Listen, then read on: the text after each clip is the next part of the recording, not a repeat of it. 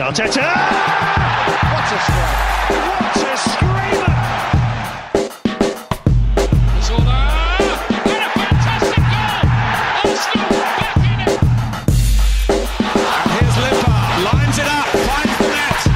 Arsenal are in front. Arsenal proved players were the problem by finally getting a point by removing one from the pitch. This is the Arsenal Vision post-match podcast. My name is Elliot Smith. You can block me on Twitter, Yankee Gunner. Hey, look, people have been saying, is it the coach? Is it Edu? Is it the owners? Is it the players? Well, we got our first point at home in 5 games by having fewer of the players on the pitch. So maybe the players are the issue. Maybe if we play Everton with 9 men and Chelsea with 8 men, and the fewer players we have out there, the fewer of them can be bad and the results can improve. It's worth a try. We are going to tell you how to shave your privates later, so I'm assuming that's the only reason you've tuned in. I've been listening to the Tuesday Club. They're back, and lots of Manscaped content there, so I now feel that I have the pressure to even more expertly explain how to remove hair from your private areas. But that's for anon. For now is Paul. You can find him on Twitter at Pause in My Pants. Hello, Pause. Hello, hello. Really? That threw me off. You doing Clive's thing? That's how out of tune with things I am. Woohoo! Yeah. Thank you. And Tim, you can find him on Twitter at Stoberto. Hello, Tim. Woohoo! No! Hello there. Hello there. Stealing my headlines recently. Okay, now I'm totally fucked. But Tim, we're going to get a little more from you today because it's been a while since you've been on and a lot has happened. I just want to really, really quickly give my personal journey with this because that's what everybody is tuning in for. Look, I did the Hot Mic live commentary yesterday, and the thing that's weird about Hot Mic is usually I'm on Twitter during the games. Not like endlessly, but I'm sort of seeing how people are reacting, and I'm joining in. When you're on Hot Mic, 2 things happen. 1, you're describing every single event of the game, so you're very, very focused on every single event. You have to be, because you're describing what you're seeing. 2, I can't be on Twitter, so I have no sort of concept of how the performance is being received. And after Hot Mic, I went on Twitter and sort of explained that I was actually probably more angry about this game than maybe even the Burnley game, which we'll get to later. And the response on Twitter was disagreement. And as always on Twitter, it was respectful. It was polite. It was people engaging with me about why I might have felt that way. No, I'm kidding. It was a lot of people telling me that I'm a hot take artist and that I don't really feel that way, which fine. We will get into why I feel that way. Unfortunately, I took that energy to the instant reaction pod for patrons and sort of unburdened myself angrily and may have overstated my point there out of an effort to get back at the evil people who were mean to me on the internet. So that was sort of my journey. It's now kind of marinated in my mind, and I think I'm in a position to explain. I have to admit I had a WhatsApp chat with Andrew Arsblog, that kind of gave me a little perspective and helped me, sort of see why he was feeling okay about it and where maybe my actual frustrations were. So I'm really excited to discuss this game because I think this was a game of 3 distinct periods. The period before they scored where we were very bad, the period between the goals where I think we were actually quite good and maybe aren't giving ourselves enough credit for it, and the period after we equalized where I think we were as bad as we have been in the Arteta era and where I think people are being too generous. So, Tim, let's first talk about that opening period. And are you at a point where you have any way to discuss Arsenal Football Club without defaulting to confidence? Because the way these players play seems incompatible with what their talent level is, and yet it's become so repetitive. Southampton had a plan. They executed their plan. We didn't seem to have a real answer for it, and I'm not really sure how to explain it because I think the players aren't very good, but I don't think they're that terrible. So how did you feel about that opening period before their goal where we just really couldn't... You know what it was, Tim? It wasn't that we weren't executing the tough stuff. We weren't executing the simple stuff. Scuffed passes to no one, passes out of bounds, clearances that, were being hacked, shanked and things like that. How do you explain just the inability now to do the basic stuff effectively? Yeah, I think there's a lot about confidence in there. So I've listened to all the podcasts I've not been on, and all of them really, really good. And I have a take on yours and Clive's discussion, Elliot. But it's definitely, you're right. Like this squad is not this bad, and I think it was Renato on Twitter who posted. He just posted a clip of the first goal against Man City in the FA Cup semi-final. I think he just put something like, "It's the same players. Like where is this gone?" You know, we know that they can pass the ball to each other, you know, at least competently. And I was thinking during the Burnley game as well. I'm with you on the Burnley game. I think that game was a little bit a team that's down on its luck and a team that's down on its confidence. And, you know, I think we would have squeezed out, not an emphatic, brilliant win. I think we'd have squeezed out a win in that game had, you know, Granit Xhaka not had one of his look at how much I care moments. Aren't I great? And look at me. I'm doing this for the team. yeah, for the team as he strolls down the tunnel again. And I think you're totally right as well in that, like, even Burnley's goal, like, they weren't pressing or pushing for that, and it's an own goal. Like, that's just, I know this is kind of a logical fallacy, but that's just the kind of shit that happens when you're down on your luck, you know. I did think that about the Burnley game. I agree with Clive's assessment on the instant reaction pod. I think we were waiting for something bad to happen in this game before we got started. And so the thing I was trying to distill during the Burnley game is there's definitely low confidence there, right? And during some recent games, I've been thinking, to what extent is this like low confidence or, you know, confusion about what players are being asked to do and things like that? And I just haven't quite had. I haven't quite had that sense I got, you know, at the end of the Emery reign, for example, where I was just like, okay, I'm not necessarily convinced these guys hate the manager. I just think they're confused and they don't know what to do anymore, and they've kind of given up on the idea that anything's ever going to become clear for them. And I don't have that yet. And I've seen, particularly the way we've started second halves.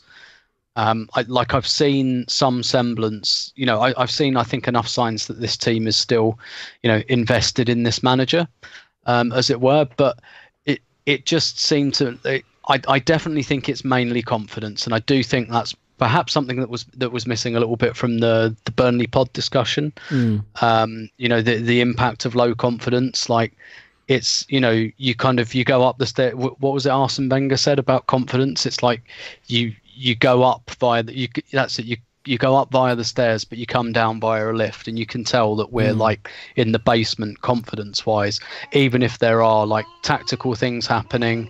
And that's my daughter's contribution in the background. I love it. Yeah. Just getting involved with the family business. And Tim so is moving the baby from one nipple to the other. That's why you heard it crying. Paul rehearsed that pre-pod, by the way. Go ahead. Yeah, we should stop doing video for these things, shouldn't we? And and so, like, I think there was like you could see that there was real low confidence there, but there was a reaction of sorts, you know. And I think, what was it Aubameyang said afterwards, something about, you know, we're nervous, and when you're nervous you do bad things. And actually that's I think that is the phrase that sums up this team for the last 4 or 5 games, to be honest with you, because even when we've been kind of, well, I think more against Burnley, we've been more on top and then just done something stupid to make the game more difficult for us. Yeah. And that's really kind of, yeah, I think you're right that there were 3 periods to this game. And I thought, you know, once we got the equaliser, or even when we came out for the second half again, I thought, okay, this does, you know, because at half time I tweeted something like, I think we're in, you know, Arteta has 45 minutes to save his job territory. And I wasn't necessarily thinking or talking about the result. I was thinking, if they do that again, like that performance, even if they lose, but they perform, you know, fairly well, like that would, you know, save him. But I was thinking another 45 minutes like that, and I think he might, like, I genuinely, like, I thought even Arsenal might think this isn't going anywhere. And there was a response, I think. So I think I would rule out, you know, the fact that these players have quit on the manager. Maybe they are a bit confused. Maybe they just can't do what he wants them to do. But I do think that confidence is a massive, massive part of this. And I think that's why you saw the last half an hour you did as well. And I'm sure we'll talk about that at length. That's going to be the thrust of the pod, I think, because I think it's the area where I have the most confusion about how to think about it. And I think you made an important point about Burnley, Tim, which is that in the context of our season, I think we have reached a point where we've stopped looking for performances and purely looking for results because we're so low. And I do understand that. But that Burnley game, if that came on the heel of 10 consecutive wins, we'd all be saying, we were going to win that if Xhaka doesn't go off. It's bad luck. It's Xhaka's fault. That was going to be our 11th win. We had that game. But because we lose it in a run of losses, people just lost their mind, myself included, and understandably. Vice versa, if this Southampton performance came on the back of 10 consecutive wins, I don't think people would be saying good battling point. I think people would be saying it was a disgraceful performance. And again, I understand the context. We aren't coming off the back of 10 consecutive wins. So in the context, any point is welcome right now. How we got there, though, the question for me that we're going to wind up talking about later in this pod is, was this an indication of turning a corner, of stemming a tide, or was this an indication of the direction of travel continuing to be down, but just getting variance luck with the actual outcome? Paul, one thing that Tim talked about, though, is these are the same players, and where the slide is coming from. I think to some extent, though, it is, mediocrity is an interesting thing. You know how, I'm sure you do know this, Paul, because you read books by fascist dictators, and you have, your tastes are unconventional. But the story of boiling a frog. No. That'd be fun because then I can tell you. Well, let me tell you. It's basically that very much so. If you put a frog in cold water and turn it up and boil the water, the frog will just boil to death. I think it's a frog. Will just boil to death. But if you put a frog in boiling water, it'll hop out. The point being that you normalize to deteriorating situations to the point where they're literally killing you and you don't notice it. I mean, that might even be relevant to the pandemic, right? How quickly we've normalized to being stuck in our homes, wearing masks, not being able to see each other, and just getting on with our lives. But Mohamed El Neni is an example for me. This is a player who everybody a couple seasons ago would have fully acknowledged is not the level we need, is not the caliber of player to take us forward, is not a player who has a future at the club. He comes back from a season away. We've slid so far down in quality and caliber, performance and technical level that now he is a preferred piece of the midfield. And I think this game was just a little reminder that this is the same Mohamed El Neni. Just because he looked good in one game opposite, it reminds me of Francis Coquelin. Francis Coquelin looked good against Manchester City in one game opposite Santi Cazorla. And from then on, there was this myth of Francis Coquelin. I think there's a bit of a myth of Mohamed El Neni from a good game he had standing next to Thomas Partey. But the fact is, Mohamed El Neni is pretty limited, and I thought this game, Paul, was kind of a back to reality about the kind of midfield we have, and especially a player like Mohamed El Neni. So for me, this game and our slide is all about midfield, the technical level in midfield, players that can't move it with tempo, can't progress it with urgency, can't hold it under pressure, and really can't make the critical impact when the environment is anything other than just perfect for them, like a Thursday night game.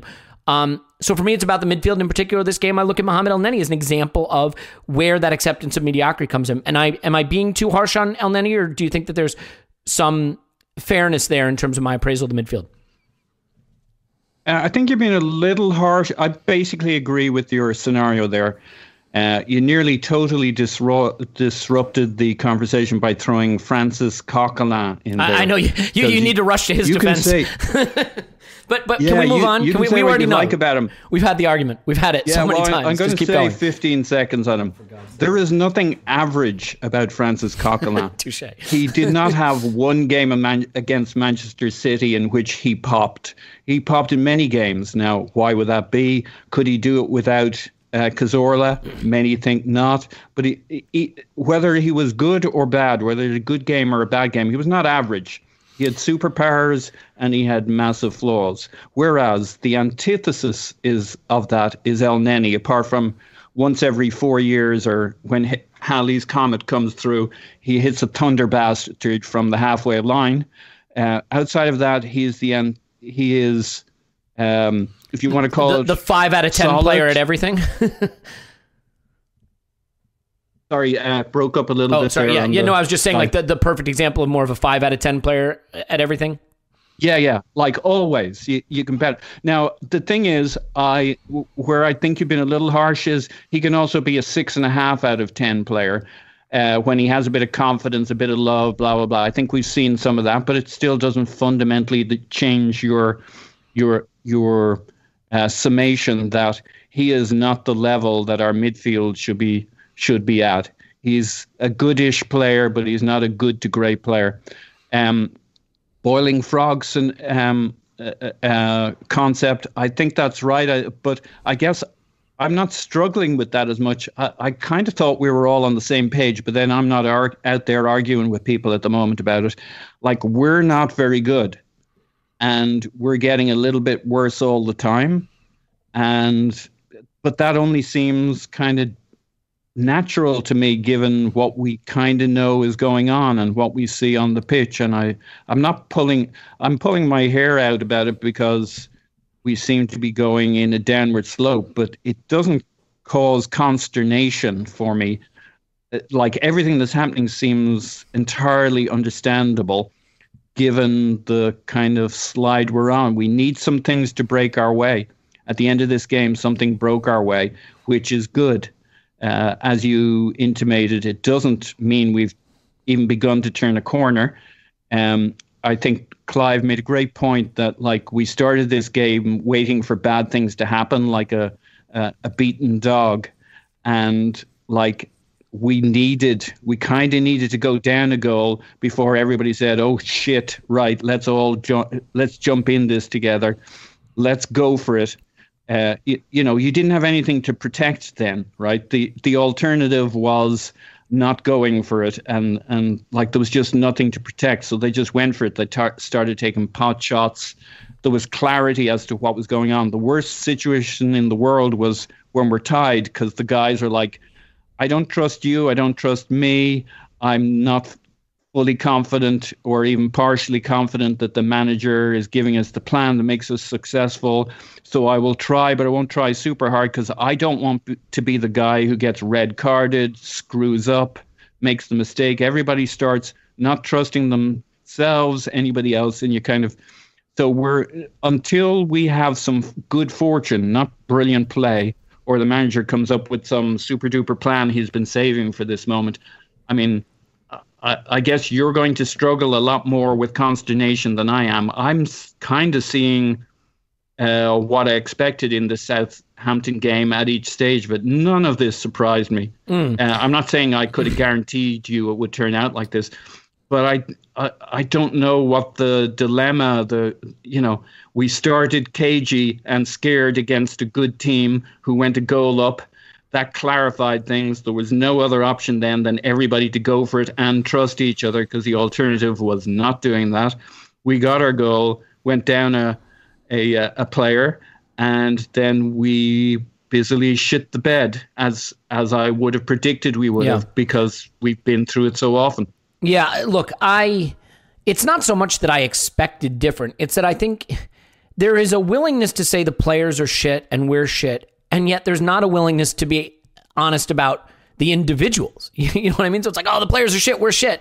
But no, Eddie Nketiah is good. He could come good. We should keep him. Mohamed El Neni, no, he's good. He's got a good engine. El Neni back in the midfield, mate. Yeah, that's what we need. And, like, I feel like at every level, we acknowledge the squad. It's not a great time to assess them, though, is the problem. No, but none of them are good enough, and that's why we're bad. And I just think that, like, if we're going to agree we're bad, we need to agree the players are bad. And the players are very, very bad. And I think in this game, we sort of hit a nadir in some levels. Aubameyang is terrible at the moment, but he's not terrible. He might be getting bad. Like, that's something we're going to have to come to terms with. Like, he might be getting worse. Yeah, but just a couple of months ago, he was a very, very good player. Now, he may be in a gradual decline, but he's not terrible. There's a massive trading when you are bad. I agree. When confidence is gone.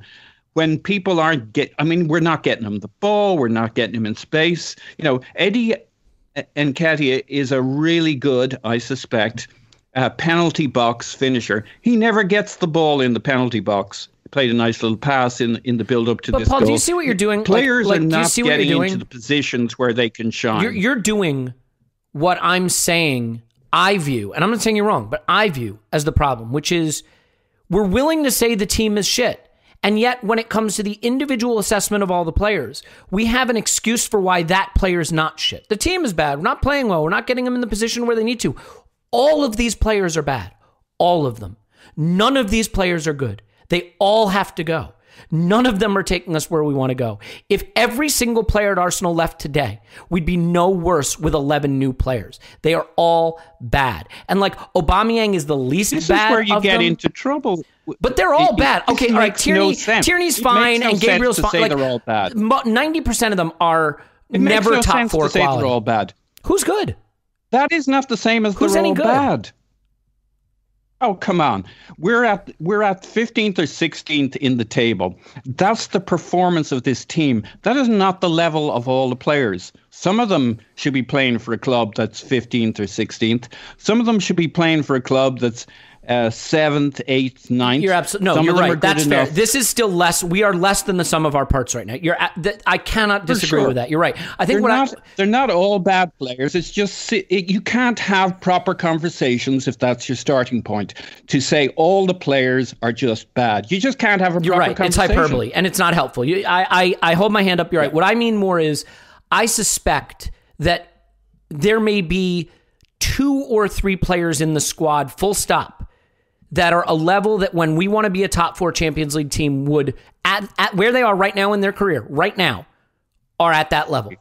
And so is it fair to say these are all terrible players? No, of course not. But like, do I think Eddie Nketiah's career will wind up being top of the championship roughly? I do. Do I think Mohamed El Neni's career is top of the Turkish league or something roughly? I do. Do I think Dani Ceballos is a mid-table La Liga player? I do. Do I think, and I can go on. Granit Xhaka's a bottom third of the Bundesliga player, and David Luiz is a player who needs to retire, and Rob Holding is a lower end of the Premier League table, and Ainsley Maitland-Niles is a lower end of the Premier League table player. I could go on and on and on. And I think none of them are as bad as collectively we look right now, but with the possible exception of a few of them. Maybe a Tierney, maybe a Gabriel, maybe an Aubameyang, certainly a Saka. I don't know how many go into a top 4 team right now and are at the levels needed. Now, Tim, as this game goes on, I think a couple of interesting things happen. The first is their goal, and I don't know that it needs a lot of analysis other than to say, like, look, Gabriel had a very, very, very bad game. I refuse to kick this guy. He is young. He's a new signing. He's stepped in and been a hero all season. And we've basically asked him to play every single game on a high wire. And he has, for the most part. And he got it wrong this game. Everything he did was wrong. I mean, for the red card, when Theo Walcott is sticking his butt into you and turning you like he's peak Diego Costa, like, okay, you had a bad game. I'm not going to kill him for that. I thought Tierney and maybe even Saka for the goal need to have a look at themselves, because I'm not sure that Tierney is alive to the danger. I'm not sure why he goes so centrally, and Saka's just switched off and doesn't see the runner at all. I mean, how do you feel about just letting Gabriel off the hook here a bit for a bad day at the office because he's been a revelation? He's young, he's new. I mean, and in terms of the goal itself, all right, he shouldn't step up there, but do you think Tierney and Saka have to do better in that situation? Yeah, I think you can see maybe one of the downsides of having the kind of the hybrid players there, because I don't think either of them really sorted out what they were supposed to be. Fair point. I honestly, I don't think Gabriel has been as good as people are saying. I don't think he's been bad. Don't get me wrong. This performance doesn't really surprise me though. So to some extent, and we have said this before, like, I think with a defender like that, you're just going to have to take your lumps and accept they're going to get the odd red card and probably give away the odd penalty, a bit like Koscielny in his early days, because he's one of those kind of touch-tight defenders, and that's what he does. And hopefully so I'm not like worried about him, because I think, hopefully like Koscielny, he'll learn, his judgment will become better. I do think he's had quite a lot of those moments, to be honest. I think we've cut him slack because he's new. He has been good. He's had some very good games, and because he could have had a double yellow in at least one or two other games before. Yeah, on the Arscast, they mentioned the Manchester United game, and he was very, very lucky there, certainly. Yeah. And frankly, we're not sick of him yet. We're not like we are a lot of the others. I dare say if and that don't get me wrong, that makes sense. Like, I was going to say, if Mustafi puts in that performance, like, everyone's furious. But of course, because we've seen that performance from Mustafi, countless times, which is why he's not playing. Well, that, and because he won't sign a contract. But But yeah, so on one hand, I think you're right. Like, I don't want to kill him at all. And also, I think there are a number of factors to take into consideration here that I don't think the plan was really for him to play alongside Rob Holding. We've had issues with defenders, both in terms of fitness and then there's David Luiz and, Gabriel, the type of defender he is. If you're that type of defender, you really rely on communication. And if you don't really speak the language yet, that's an issue. And that's probably why, I think that's one of the reasons David Luiz should be playing next to him instead of Rob Holding. Just to kind of smooth that over until his English improves. So on one hand, I'm with you. Like I don't want to kill him for it, but at the same time, I do think this has been in the post. I do think there's been some rash judgment from him, and we're probably charitable because he's new, and also because he's visible. He's a busy player. He does stuff that you can see and you could appreciate. So I also think he's kind of taken on the Superman role of covering for doing everything, covering for everybody, which is noble.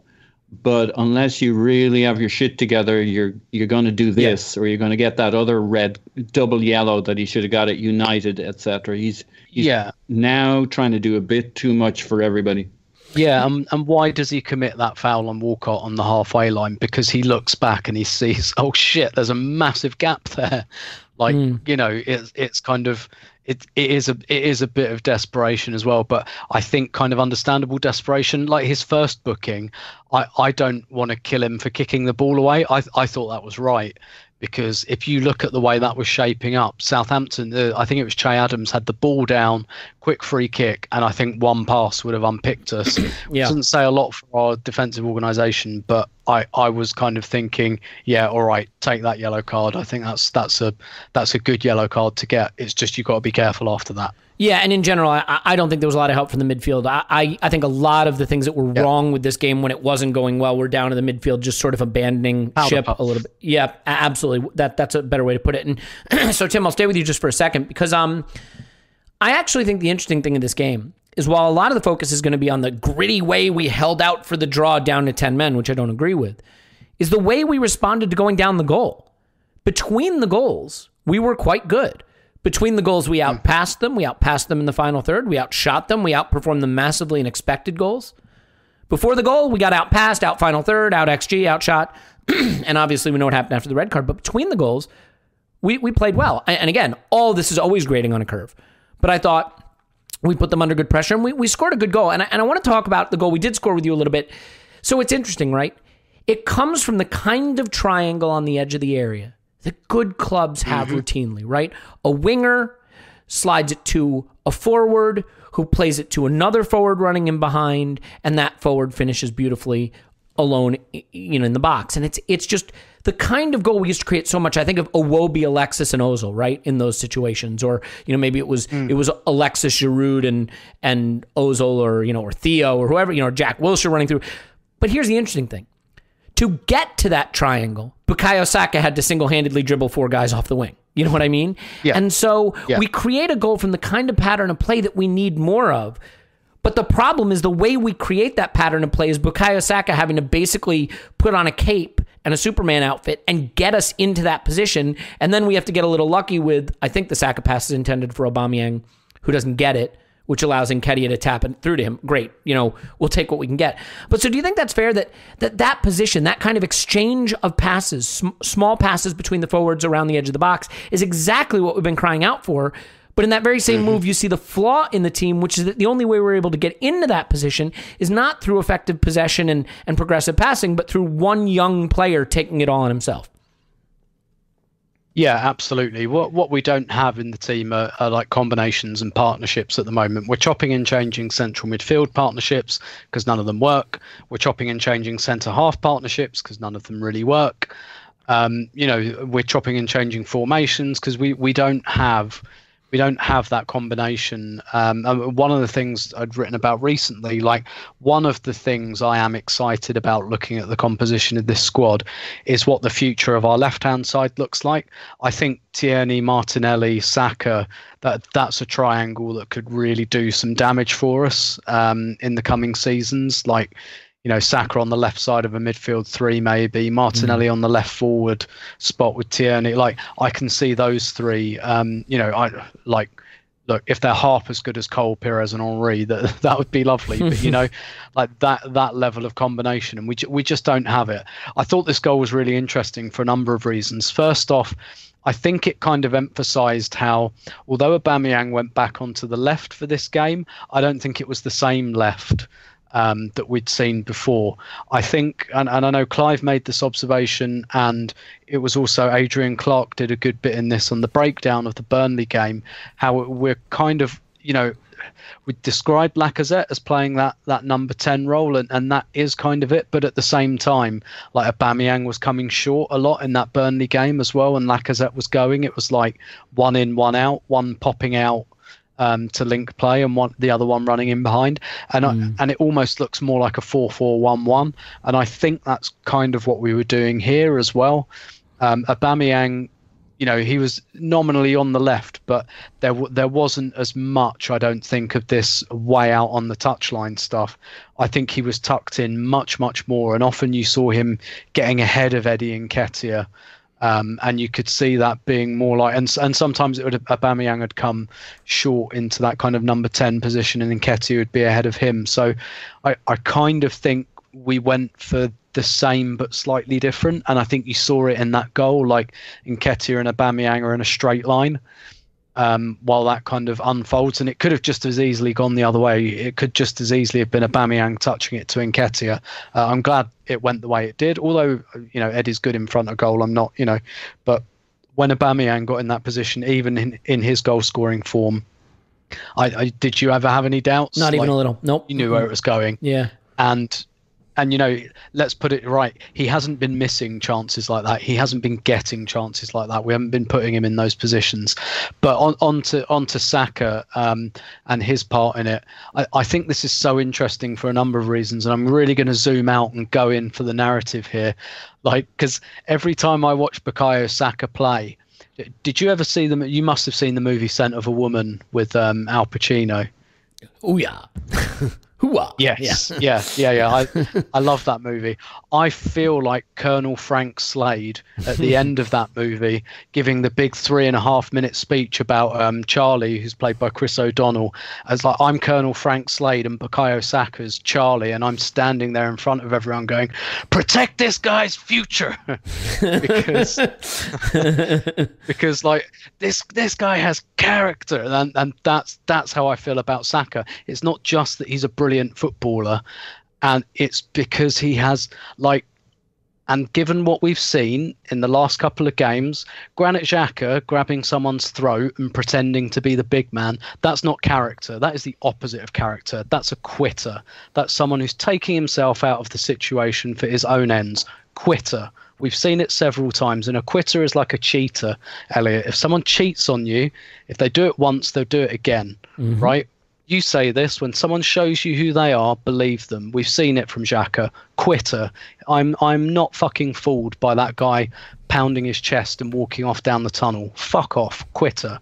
Ceballos, first half, gets into a brilliant position, and the shot is on in front of goal, and he checks back, and I'll stop short of calling him a coward for checking back. I do think it was because he was too scared to take the responsibility, but I'll give him the benefit of the doubt and say, well, okay, confidence is low. Nketiah is there. All right, pull it back to Nketiah and we're square. But then to dive for the penalty, quitter, absolute quitter of a move. And that for me, like, that's Ceballos struck off now, like, fuck off, quitter. Not interested in you pouting and pretending that you're all upset when you've been substituted. Fuck off. You got substituted for a reason, and it's because, Arteta sees you. He saw that. I saw that. And you might fool some people, like Granit Xhaka has fooled many people into thinking he's a leader because he does all this performative shite that means nothing. Quitter. No personality. Personality is what Bukayo Saka did. Personality is taking the ball when the team is at its lowest ebb and everyone is so low on confidence, and like bumping your way past 3 players who are all trying gamely to hack you to the ground, who've already like hacked you to the ground a couple of times, and you've twisted your knee and everything because you've been trying to do this on your own. Going past those 3 players, playing that pass, that is personality, that is character, right? And what Ceballos and Xhaka are doing, that is not character. This is character. The only personality and character that matters, it's not what you say on social media. It's not how upset you look when you've been sent off or you've been subbed. It's 2 things. It's what you do when you've got the ball, and it's what you do when you haven't got the ball to try and get it back. And Bukayo Saka has character and personality in absolute stacks, and he absolutely shames a number of the people around him, and some of those players should be looking at that. And I really hope Arteta is like showing them this move on repeat and saying this is what some of you guys, well, a lot of you guys are missing at the moment. This is what I want to see. This is how you dig a team out of a hole, not by diving for penalties, not by grabbing people's throats. This is how you dig your team out of a hole. And that's why I just love that movement. And also, like, just tactically speaking, that's the value of dribbling, right? We haven't had enough dribblers for years and years now. That is the value of dribbling. That was really the only time we pulled Southampton's defence out of place, and it's because Saka pulled them out of place by running at them. Yeah. I mean, I'm just going to take your last 3 or 4 minutes of contribution and put them on the end of season highlight reel because I thought that was well said. I want to do one last thing before we get to the red card and the period after the red card. And Paul, let's talk about the right-hand side, because Tierney, Ceballos, neither had a brilliant game, but good passers and got the ball to Saka, and Saka was able to make some things happen. Elneny, Maitland-Niles, not good passers, didn't get the ball a lot to Pepe. As a result, he was more off the ball. I thought Pepe made a couple of really intelligent runs. There was one where he made 2 runs. He tried to make a run in behind on the right flank, noticed that the ball wasn't going to be able to get there and that the defenders were dropping deep. And so instead he cuts in and makes the run to the top of the box for the cutback. And he has a really nicely struck left-footed shot that's blocked on its way to what looked like it might have crept in at the left post. And then he has another one that's blocked in the box from a similar run. I thought his movement off the ball was good. I just think the difference between his game and Saka's to some extent is we went back to that left side bias because on the right-hand side we didn't have the passers to get him the ball. How did you feel about the way the right-hand side functioned? I thought a positive game from Pepe in some ways in what he tried to do without a lot of the ball. But for me, I have to admit, I did not see this as a good Maitland-Niles game. I think the things that worry me about him came to the fore again, which is the passing. A lot of sloppiness, a lot of inability to really move the ball forward passing-wise. Look, the guy is a much better defender than Hector Bellerin. Much, much better. I don't think there's even any debate about that. But I think his weakness in possession showed up in this game, and I think it was also part of the reason why Pepe was forced to play more off the ball than on it. So do you have a thought about the way the right flank maybe didn't function as well as the left flank? Again, always grading on a curve in this moment. Yeah. I think that's all very fair summation. I think I've seen better passing games from Maitland-Niles at right back and even left back on his wrong foot than this. But it's certainly the concern with him. He can be slow. He also had a couple of moments where he maybe took the easy flick or pass to drop us in it and turn over possession. And that's kind of a reading the room focus kind of thing that, now ain't the time to do a quick flick back heel and let's see if we can make something happen here when you're that exposed. You're now our right back, pal. It was not his. It was a disappointing game from him. I thought he would be better.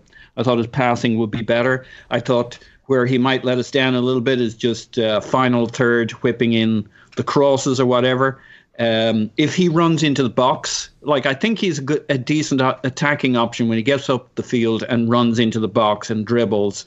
And you'll see defenders backing right off him because he does have the tricks and the step overs and the speed and the pace.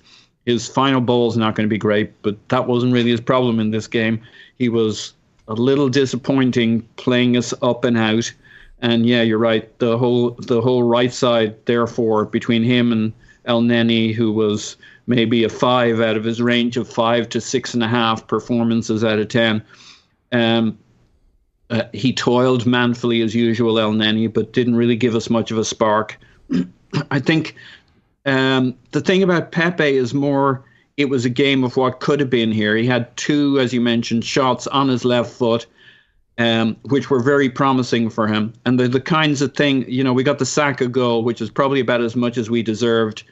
I call it the Saka goal, but you know what I mean? Yeah. And it, it was great. It was a nice goal from Aubameyang too, a nice finish. He looked the part, and, it gets him on the score sheet. It gets us with an open play goal in the last 12 hours, which is always nice. So, I mean, if we find a way to turn this sucker around, that goal and this game could be worth its weight in gold. Doesn't mean it was great. It was a great or good performance. Right now we're going to be scrapping for periods of performance. We had 10 minutes against Burnley, which you can't exactly take to the bank, but it was very good and very promising. We had some good play in this middle section in this game, but Pepe, we need to get him firing. And he had a couple of moments. They could have broke our way. He could have whipped them in at the that far corner in both cases. I think he hit the goalkeeper down the middle, but it was a classic Pepe chance. And in terms of players, he's not a top 4 player for us, but he was for Lille. He was the best player on the second team in La Liga, and they had a very creditable run in the leading into getting them into the Champions League, and he was the man. So he's a player who's massively underperforming at Arsenal, and that's clearly partly Arsenal that has him in that situation. Clearly, maybe a lack of maturity with the player, not handling the move well. But there's a whole, what we got from Saka on the left, we could so easily have got from Pepe on the right, or he could have just put away one of those two chances, and that would have been where we got our goal from. He had two moments, and one of them he hit really well on the volley. I mean, that I would say that was going in, but some guy stuck his leg out. Yeah. The interesting thing, and in fairness to Maitland-Niles, I mean, he did make the most passes to Pepe, and so he was the route to Pepe. I mean, Ceballos really didn't give it to him at all, whereas he not Ceballos, El Neni didn't, whereas he and Ceballos gave the ball to Saka quite a bit more. So, I mean, there's something to be said about that. I mean, Bukayo Saka, though, had, let's see here, he had 48 touches to Pepe's 37, so maybe not as lopsided as I thought, especially given the minutes played. But the interesting thing with Maitland-Niles, I looked at his passing, and I only looked at the first half because the second half is obviously a little bit difficult given the red card, but in the first half when we were sort of in the game and could have influenced it more, it was 12 of 21 passing, 57%, just the 12 completed. So, sort of backs up my assertion that we just weren't doing the easy things right. We weren't really completing a lot of passes. Now, to be fair, they press a bit, and some of that was long exits that didn't come off. But in general, I just thought it was sort of a return to the left side bias. So I think it is time to get to the hard part of the podcast, and that is what happens after the red card and after we score the equalizer and sort of the end game there and how I feel about that versus maybe how I should feel about that and how we should take that. So I think given that is going to be maybe a prickly kind of part of the podcast, I think it is an opportunity for us to just take a pause and talk about not being prickly. Talk about maybe just taking things a little smoother, making things a little smoother. And that the best way to make things a little smoother is the Lawnmower 3.0 from Manscaped.com. And if you go to Manscaped.com and use the promo code ArsenalVision, you're going to get 20% off and free shipping. So I think you need to go to Manscaped.com and use the promo code ArsenalVision and get the Lawnmower 3.0 because you don't want to be prickly, you want to be smooth, especially in these difficult times. Feeling smooth, no abrasions, no chafing. The world is chafing with us enough right now. We don't need any chafing. And so let me just tell you a few reasons why you should get this. Not only because the Tuesday Club is advertising it too, and we would like our promo code to be the more popular one, although we recognize that's probably asking a lot, but also because it has a tremendous battery life. You can leave it in the shower. It's wet dry. It's got a great charger. It's got ceramic blades, so they don't pull, they don't tug, they don't do anything like that. I mean, I use it everywhere. Not that you want to know that. Sorry for sharing. But I mean, it's got a guard. You can do eyebrows. You can do sideburns. You can do the whole area, all the areas, all the places. And you know what? Soon the pandemic will be over, and the chance for people to actually see how clean shaven you are in person and not just on Zoom, not to pull a tube, and you don't necessarily want to have them see all of your clean shaven parts on your Zoom call. So be careful when you're changing windows to more private endeavors. But look, the Lawnmower 3.0 is going to get you there. It's going to get you clean, smooth, well-shaven, no abrasions, no nicks, no cuts. You're not using a rusty old razor that's been in your shower for months. Just do it. Use promo code ArsenalVision. That's promo code ArsenalVision. Manscaped.com. 20% off, free shipping when you use promo code ArsenalVision. And who knows? Maybe it will be the tool that makes you the version of you want to be in 2021, much like we hope that Arsenal finds some tool to make them the version of themselves that they want to be in 2021. So thank you for bearing with me for that. Now back to our regularly scheduled broadcast. And Tim, I think it's time to talk about the way we played after the red card. I don't want to set this up, I think, by saying, here's why I'm right and my view, and then having you and Paul sort of defend why that's not the case. So I think what I'd rather do first is just say, the interesting thing is after we scored the equalizer, people will remember this game based on what happened after the red card. The thing that's frustrating to me is even before the red card, we totally ceded the impetus back to them. They were really controlling the game in the period between our goal and the red card, even though it wasn't a long period. So this was trending in the wrong direction. But I'm curious to get your take, just sort of top level. Let's start off the conversation. We hang on for the point, but how do you feel about the way we went about trying to do that for the better part of half an hour? Yeah, sure. So I listened to the instant reaction pod, so I heard yours and Clive's conversation about this, which I thought was really good and really entertaining. I'm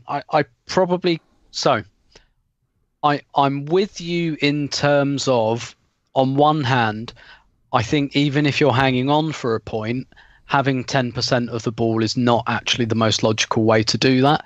Even if you don't want to create, possessing the ball at least a little bit takes some of the pressure off you, and it's probably not the most logical way to do it. That said, I do think Clive made a good point in counter about what Spurs did to us when they had the result that they wanted against us. They possessed the ball probably about 20% in the second half of the North London derby. But even then, that's 20%. And they're a team that's very schooled at playing on the counter anyway.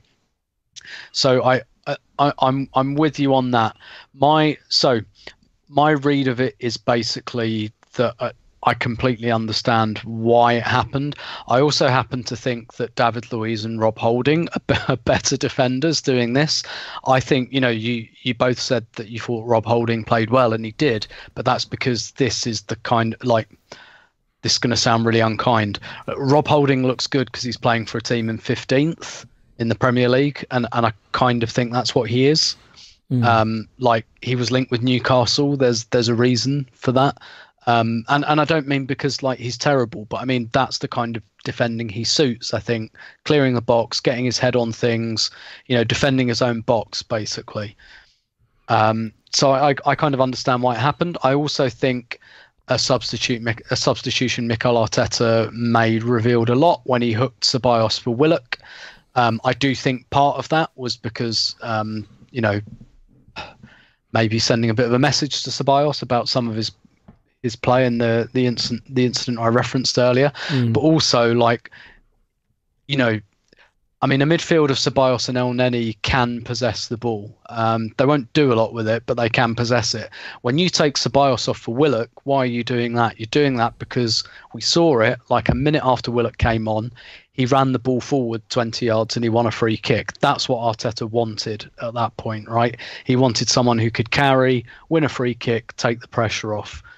He didn't believe in the ability of his team to hold the ball for any period of time, which I kind of get because they're not good at it.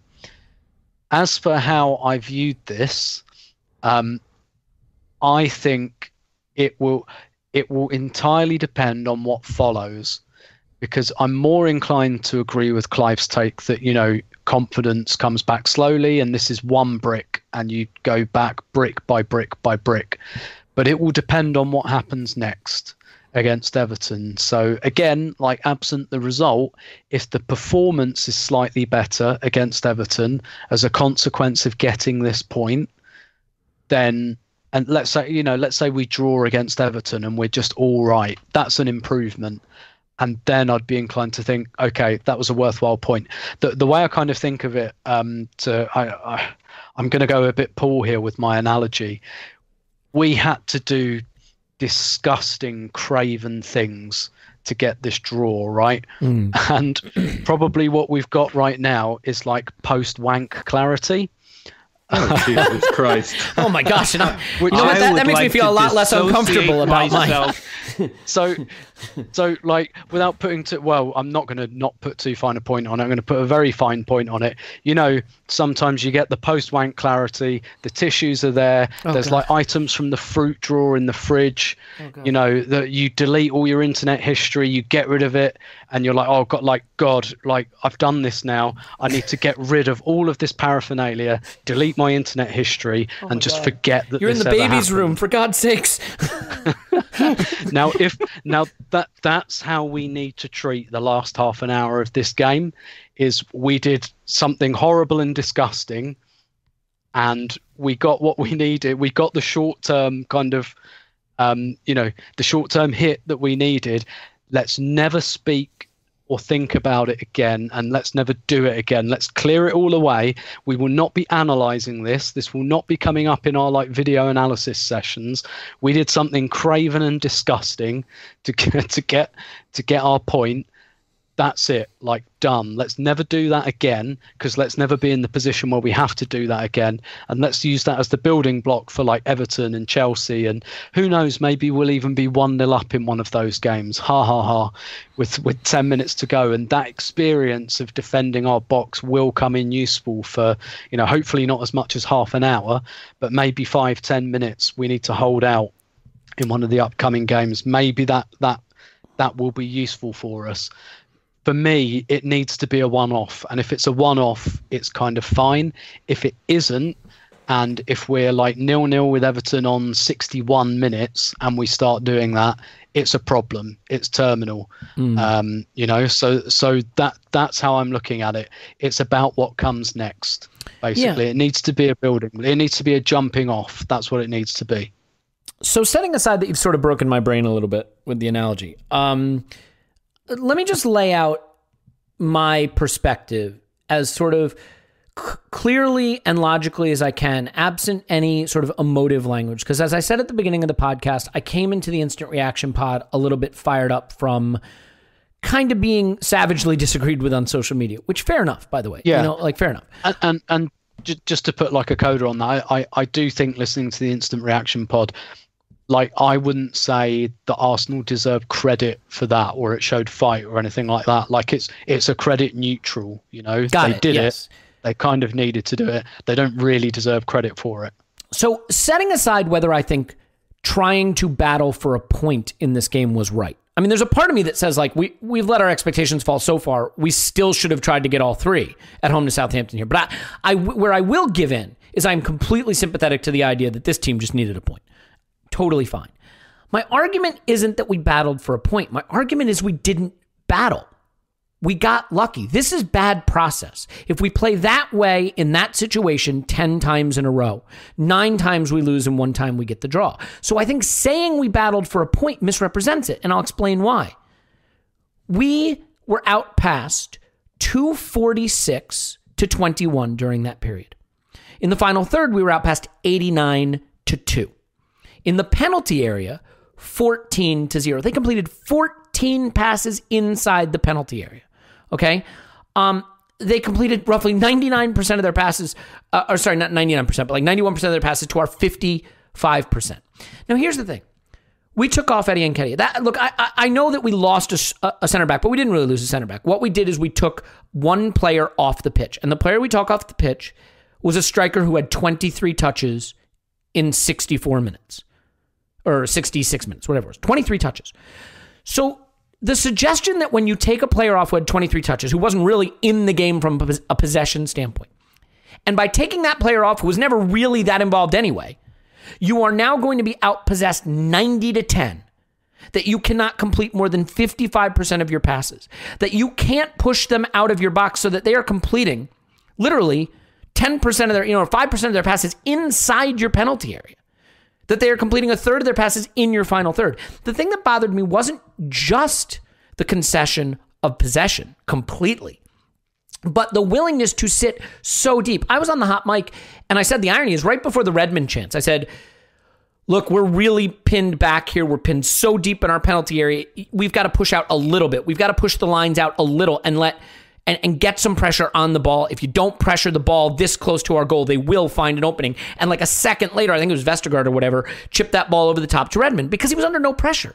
You don't have to be a sensational footballer if you have 10 yards of space at the top of the box. You know what it reminded me of, guys? Ironically, how the teams play us in the Europa League. And we see how our mediocre players suddenly look like, pick a player, peak Mesut Ozil, I hate to invoke his name, when they're given that much space and time around the area. So it's the two things. It's the complete abdication of any responsibility to possess the ball at all. That we're not going to try to pass to each other at all. We're not going to try to kill the game off by having some of the ball.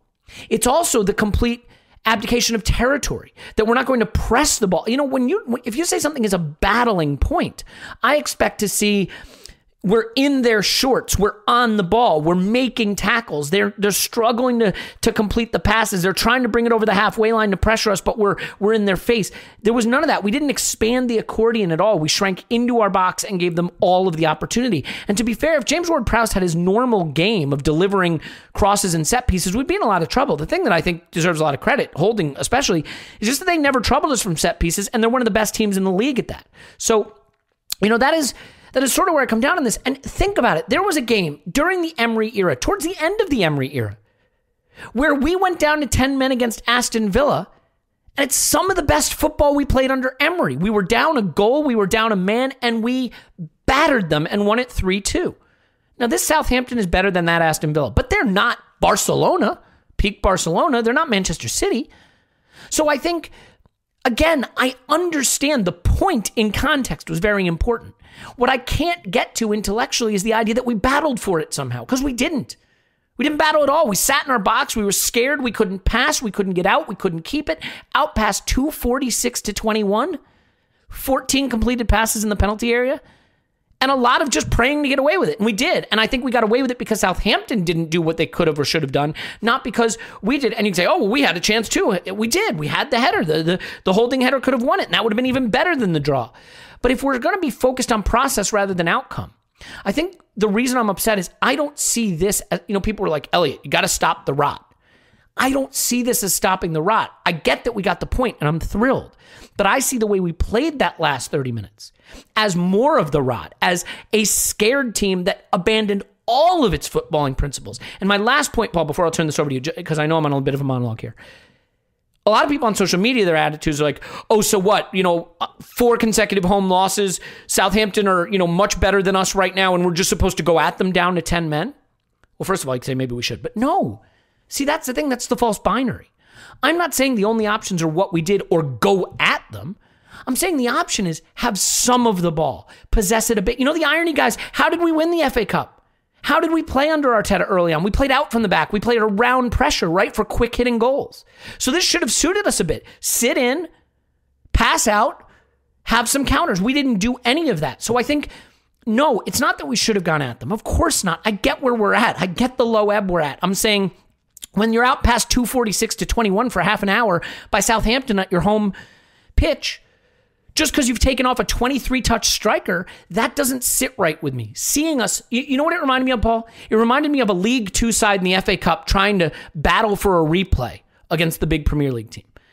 And so, yes, we're to low ebb. Yes, the point was important. Yes, you sometimes got to dig deep and battle. But I guess what I'm saying is I didn't see this digging deep and battling. I saw this as really a craven abdication of any responsibility to try to keep the ball, to try to push out, to try to put them under pressure and make life difficult for them. I didn't see it as that battling, spirited point that other people do. And that's not because I'm a hot ticker. It's just I can't look at that and get there. So, Paul, you want to explain to me why I'm wrong, why this is a battling, credit-worthy, all hands to the pump rescuing of a point? Because I'd love to see that. It's not what I saw on my screen. So, I guess I think your problem is you're arguing with the different audiences. Like you had a debate with Clive, he had a take on comparing it to Spurs. You had your debate with people on the Twitters who were defending some aspects of the performance. You and I had a good chat on WhatsApp last night. I mean, my position is this is not how you defend with 10 men against another team. So, like debating the process, clearly this is not how you do it. I wouldn't defend this process. I hope we never do this again or never feel we have to play this way again to defend with 10 men. But I guess where we depart is I don't know why you're flabbergasted, confounded that this is where it has degraded to in this game. We shit the bed. There's no confidence. Every time we have something to protect, you know, we were 1-1. We had this point. We were on for a historic series of 5 defeats at home. Never, ever been done at the club. We're at a point where people don't know if that was the last game that manager would ever be coach of if everything went tits up. Now, he might not have got fired the day after, but it might have been the game that meant we were spiraling out of control, that players' careers at the club were all about to go tits up, that it was all going to get uglier and uglier and uglier. This is a traumatized team. We know that. So what did we do? We shit the bed. Let's take your scenario. We keep Eddie on, or we keep somebody who can hold the ball up a little further instead of, say, bringing in on Willock. Except the manager is thinking, he just has this instinct that the only thing we can do is run like crazy. Now, I'll disagree with you on this. This was a fighting performance. It just wasn't a good performance. It was fighting as individuals, every player doing everything they could individually without relying on the team ethic, without worrying, without believing that the other players will be in the positions, receive the ball, help play out. They all basically said, fuck that. It's every man defending for himself, tackling, running, covering. I mean, it was 110% effort, and it was bad process. It was lowest common denominator because they don't trust themselves, each other. The manager right at that moment said to himself, I don't trust any of this shit. Let's put on some people with some legs who will make tackles, who will cover the box. There's no belief, right? And so this is not I guess I'm still flabbergasted because I think you'd think we're going to take this forward as a plan. It wasn't exactly a plan at the time. It was a reaction. It was an absolute shitting of the bed to the fact, oh my God, we have once again, like the scenario wasn't even planned, right? A red card. And the manager's like everybody's just traumatized. It's like, here we fucking go again, expecting bad things to happen. So they put on some players to make tackles and to cover. It's not good. It's not the way you should do it.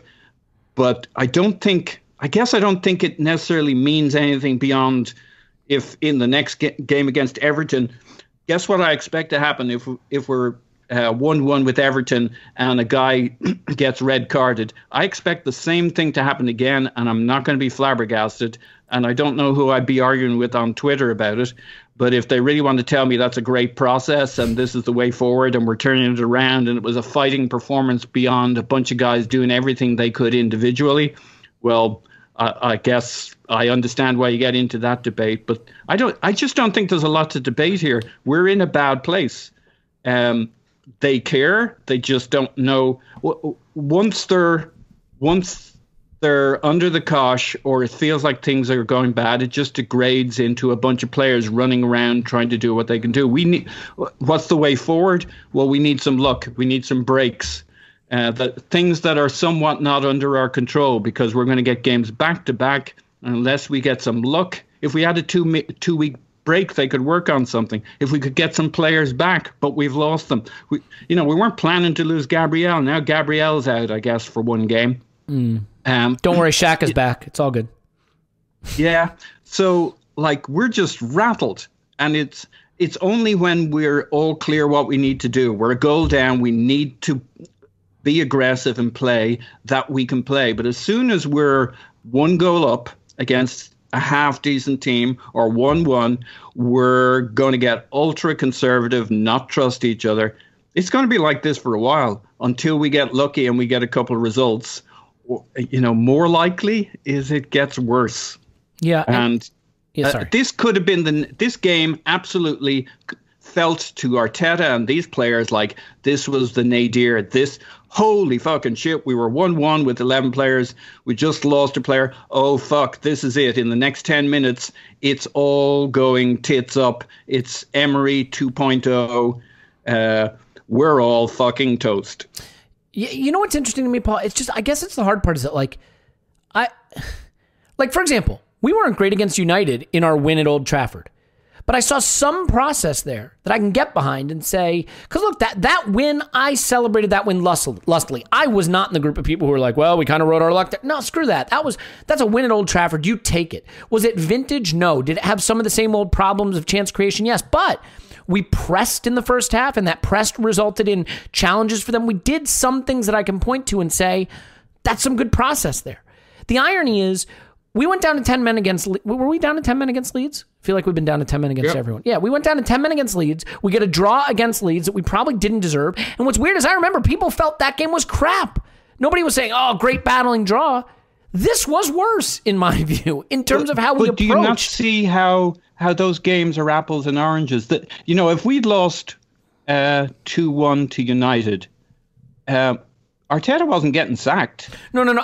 I get your point. This was backs. This was a game on its own. Now, it might not be the last game of its type. Like the next, Everton could.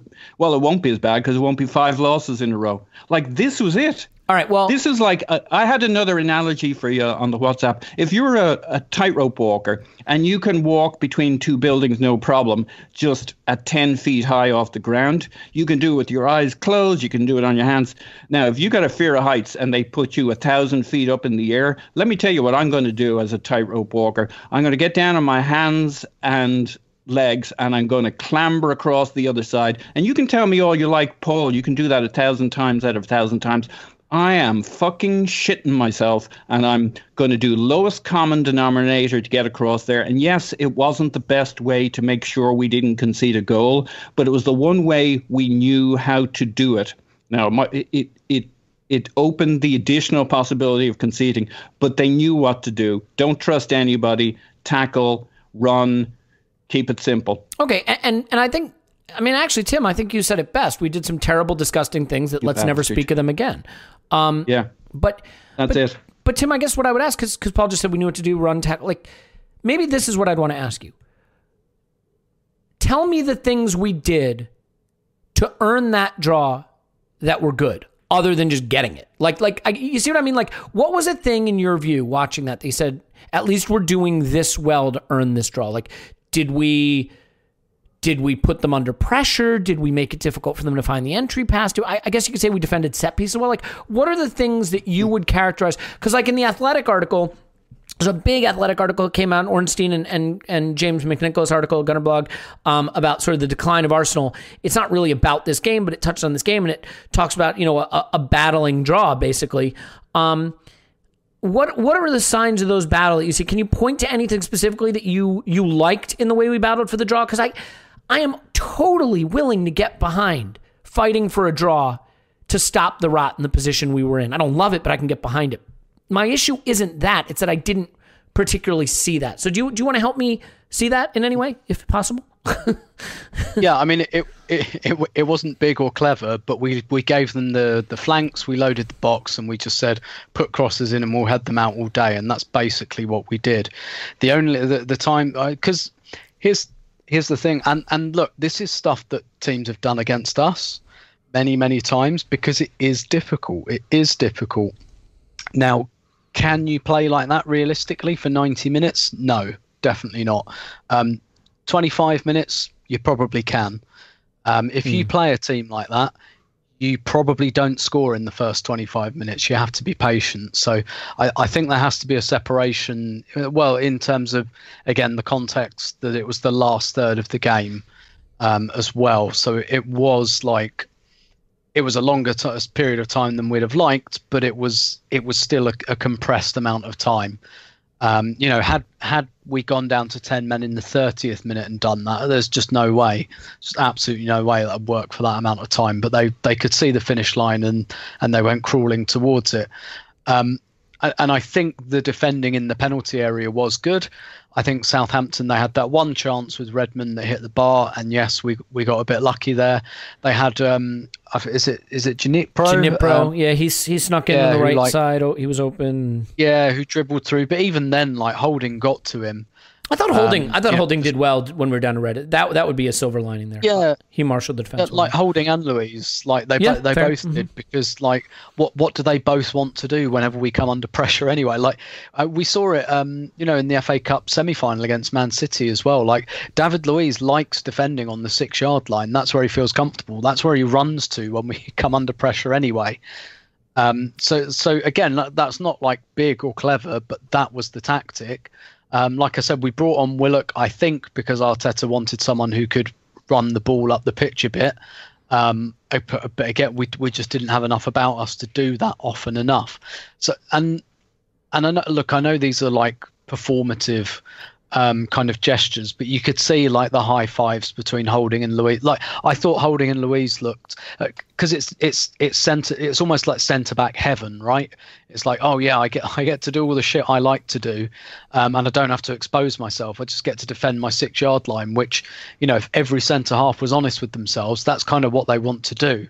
It's when you ask them to do more than that they become potentially exposed, and they might look stupid, and you get them playing out from the back, and that's risky. You get them pushing up, people can run in behind them. If you gave every centre half the choice, just based on their own selfish needs and wants, that's how they want to defend.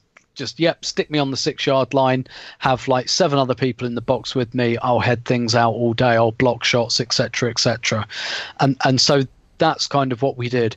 Not big, not clever, not tactical genius. But there's a reason that managers he's not at the moment with Sheffield Wednesday, but there's reason managers like Tony Pulis and the likes can make this stuff work, even though they don't have brilliant defenders, because sheer weight of bodies does count for something. Over 90 minutes, so I guess I'd push back on your contention that 9 times out of 10 Southampton would win it. I think maybe 7 times out of 10. Well, that's better. Because it's hard. Mm-hmm. It's hard. It is hard when teams do that, and they don't give you much away. And Southampton didn't create that much. And actually, the way Southampton play, they don't like putting crosses in the box. That's not how they play. They play with 2 strikers who bob about everywhere, and they have their 2 wingers come inside. Like the goal they scored through Walcott, that is the kind of goal they love to score in those half spaces. Ings, Che Adams, they don't relish going Walcott like they brought Walcott off. Because as we've seen over many years, there's no point in having Theo Walcott on if you're just pumping crosses into the box. He can't really cross the ball, and he definitely isn't going to head one in for you. So they kind of had to take him off. So not big, not clever. I think it was battling in a sense. I kind of agree. It was also a bit craven in that it wasn't especially brave. It was. It was absolute last ditch lunge for your car keys, kick the guy in the balls and run away kind of stuff. But that's I said that's what we had to do to survive. I mean maybe if we were a bit more confident, we wouldn't have to do that to survive. But so I don't think there was any brilliant plan. I don't think there's anything I can tell you that would make you back away from your view there, but I do think it was battling in a sense, in that I think a team that has given up doesn't do that. That's very fair. And I think it is hard for me anytime I see an Arsenal Football Club on the pitch, team on the pitch that can't keep the ball, can't pass to a teammate, can't push out a little bit, can't get out of their box. I can think back to some of the times we played Barcelona in their absolute pomp. Or some of the Bayern Munich games, there's a little bit of that. Some of Manchester City when we were kind of in decline and they were in the ascendancy, and there was some of that. We've even had a couple games against Liverpool at Anfield, but at the Emirates against Southampton, even if they are a pretty good Southampton team, to be out past 246 to 21 over a half hour, and not get out of our box. It was hard for me to watch. And I think that taking off a 23-touch Eddie Nketiah doesn't mean you have to play that way. But maybe I am simply not accepting the depths of the nadir we are in at this point, and that getting out of it any way possible. And to Paul's point, that the only thing that matters is not having that 5th consecutive loss at home.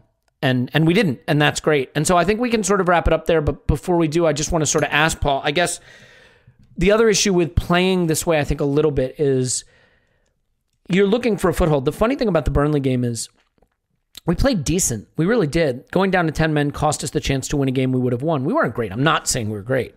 The fact that we lost it had people losing their mind, but there were parts of that game where we played better, accessed central spaces better, had better exchanges around the edge of the area, things that you wanted to see. My worry now is we play an Everton team that just beat Leicester 2-0. We're not going to have our best central defender, in my view. We're not going to have Thomas Partey, certainly, and our best midfielder. And we're going up against a team that has a little something about them and coming off a big win. I guess what I would say is coming off a game like this where, you've played in that fashion to battle out a draw. I mean, how do you see this leading us into the Everton game? I have to admit, I'm really worried. Now, nothing would surprise me less if all of a sudden, I turn out to be wrong and the 1-1 draw was all we needed to arrest the decline and we go and we smash Everton. But I am a little bit worried that going to Goodison Park on Saturday, coming off a game where we had to play in that way and not having Gabriel and not having Partey, like I'm concerned. So, I mean, do you share that concern, or do you think that this point can be the foothold for a turnaround? Yeah, I mean, maybe this is at the root of why we are such different creatures, you and I. I mean, going into Everton, I mean, I'm assuming we're screwed. Like, you're going to be the end of it, upset about this, that, and the other. I'm going to be like, yep, yeah, that's... So can I stop you for 1 second, actually, because I didn't put good context into the question I want to ask you. I think the reason I'm worried, so like part of the reason I would have liked to have seen us push for something more against Southampton at home is because it's Goodison Park on Saturday, it's Manchester City in the Cup on Tuesday, it's Chelsea in the league on Saturday, and I mean, you wouldn't be surprised if we lost all 3 of those games heavily. So I felt we sort of needed more than what we. But if I'm on the tightrope.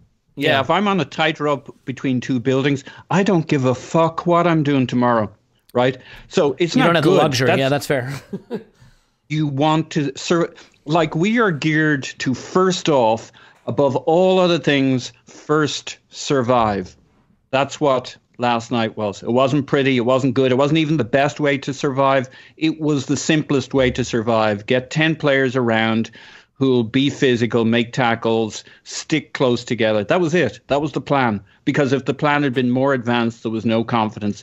And to do something more than last night required some level of belief in yourself and others and the plan. And everybody just realized that they expected the worst things in the world to happen and there was no trust. So they said, screw that. We'll all just sit deep, make tackles, be physical, head the ball out.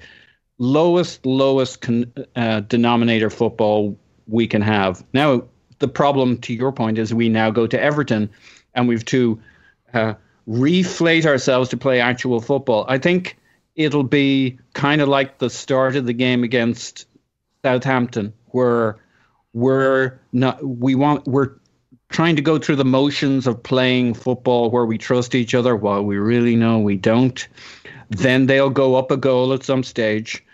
That will clarify our situation and we'll play better football. The only problem is we might find out they're even better again. So it may not have the same arc as the Southampton game, but I think the Southampton game with Everton being a little stronger is exactly what we're lined up for the next time round. This point hasn't fixed anything, but it's stopped things getting worse. And maybe things got a little worse. Maybe, to your point, that last 20 minutes does take a little bit away from our confidence the next time round, but not as much as losing. So that was the deal they thought they had. They didn't think this was good process or the right thing to do or the way to go into Everton except to beat the alternative. and the alternative was catastrophic, and humans avoid catastrophe above all else. They don't think of Everton and City and whatever. So yeah, we're in trouble going into the Everton game. But like when we went a goal down to Southampton, I didn't like it, but there's a part of me that says, well, this at least clarifies our thinking as a team. We now know we need to go for it. We need to trust. You don't worry about should you, could you, to what degree do I trust? To what degree do I take a risk? They just have to fucking go for it.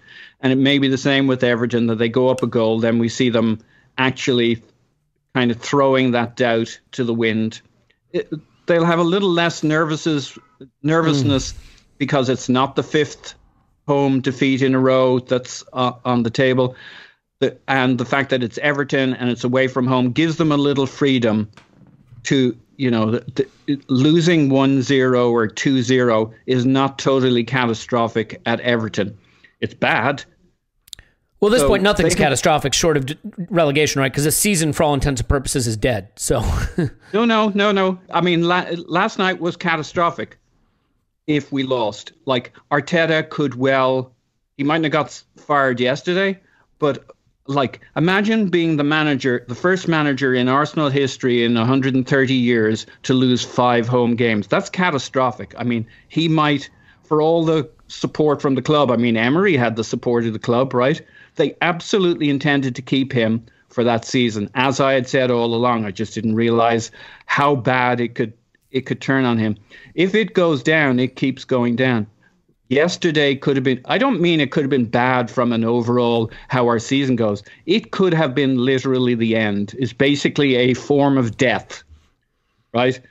Arteta sacked or slow motion sacked, players knowing that it's all going to go ugly, finger pointing at each other. I mean, that was a desperate time beyond a result. We may look back at it at the end of the season and feel it was just one more bad game, but it could well have been history in the making last night. No, that's fair.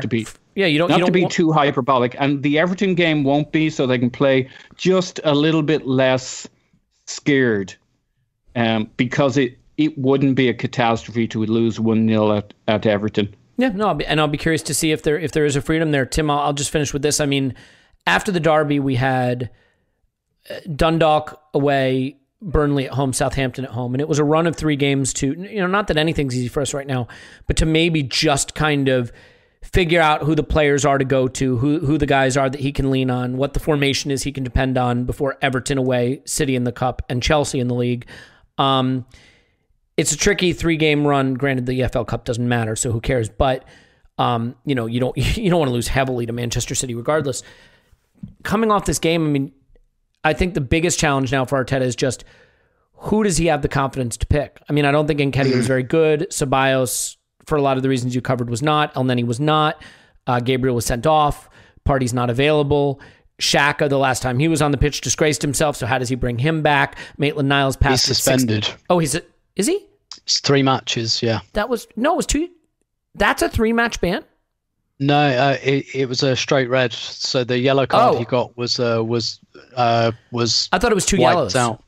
No, okay, straight red. So he can't pick matches. Xhaka. Maitland-Niles passed at 61%. So you say, was he an improvement on Bellerin? I just think I look all throughout the team coming off this performance and the Burnley performance and the position we're in.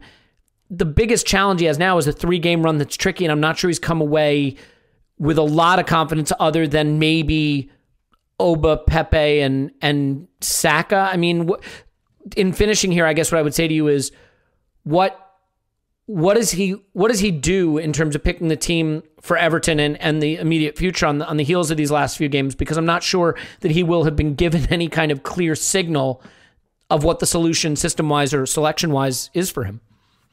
No, definitely not. And look, we've been in this cycle for a little while of trying things, putting some players in, doesn't really make a difference. Slightly tweaking the formation doesn't make a lot of difference.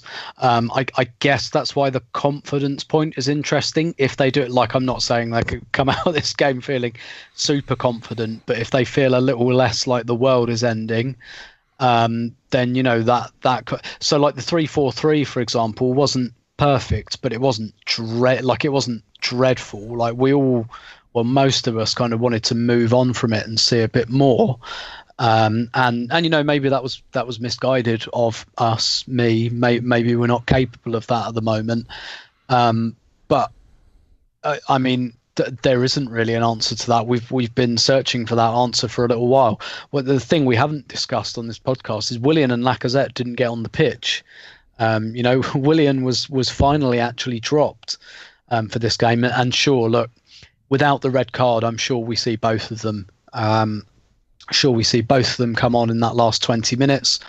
Maybe like in an alternate universe somewhere, Gabriel doesn't get sent off. Willian comes on in the 70th minute, scores one, sets one up, and we all feel better about him.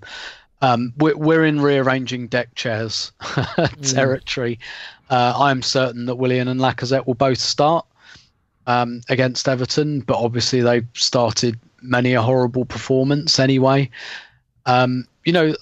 Unfortunately, the quality's just not really there.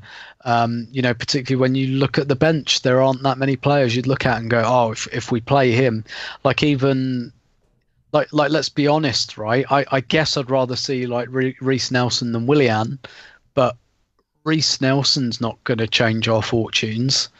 I don't think. And we just don't have enough of those players, unfortunately. And I guess the problem for us is that we've built our team around, like, our superstar is a guy that just scores goals. Yeah. And is not a guy that, inspires you out of trouble per se. He's a guy, give him half a chance, he'll score. That's who we've built our team around. And so you need to at least be creating chances, and we're not. So, it's difficult for Aubameyang to inspire us out of this hole when he's not getting the ball. Ideally, you want your team to, ultimately you don't want your team to be built around one individual. You want a collection of players. But if it is going to be built around one individual, you want it to be someone like Alexis Sanchez who can handle that and who can set up and score goals and do stuff by himself. That's not who Aubameyang is, and that's kind of who our team is built around at the moment. So I'm really not sure. I'm not sure there is anything he can do other than rearrange those deck chairs again, probably go with Willian and Lacazette again. I do think there has been a little bit of promise in this kind of split striker role he's been trying to get Aubameyang like off of that touchline. And if we can just keep 11 players on the pitch and sustain, and we've been better, I think, when we've been confident enough to attack at sustaining pressure. I guess my optimistic read here is that I do think when I look back at these games that Arteta is aware of what the deficiencies are and he's trying to fix them. The fact that he's kind of put Lacazette back into that number 10 role, that's because he knows that we have no presence in that part of the pitch. The problem is that Lacazette is not the player to solve it, and the player to solve it probably doesn't exist in the current squad, absenting the fact that Mesut Ozil is not in the squad. So he is at least recognizing the issues and he's trying to address them with the tools he has. It's just the tools he has are not great. They're better than this, but they're still not great. So I think it will probably be more of the same, and just hope that the intangibles, that the confidence builds a bit. So at least maybe in a month's time we can have the conversation again about the 3-4-3's average. Can we do more? Rather than the conversation we're having at the moment, which is it okay to have 21 touches in the last half an hour at home to Southampton because we're so desperate for a point and we're at such a low ebb? Can we get back to the discussion where how do we go from average to good rather than how do we go from terrible to average? Yeah, that's exactly right. The shame of it with the red card, and red cards always destroy a game, but this game, the shame of it is, my takeaway from this Southampton game was all poised to be, wow, we played really well once we went behind, because we did, from goal down to a goal to equalizing. I mean, really good grading on a curve again, but there was something there. And it's a shame because now, I mean, the way that game finished, I don't know what building blocks you have other than just the point. So we'll see. Tim, I think that's a good synopsis of it. I'll be curious to see who he picks for Everton, but I tend not to say I feel for managers because, like, they get paid a lot of money to have a really high-profile job, and this is what they sign up for. So, but I do feel for him because I don't know who he picks. Tim's on Twitter. Roberto. Thanks, Tim. My pleasure as always. Paul's on Twitter. Pause my thanks. Thanks, Pause. Analytics Pod coming tomorrow. More football on the way, and hopefully more fun football. We love you, and we'll talk to you after Arsenal 10, Everton 0.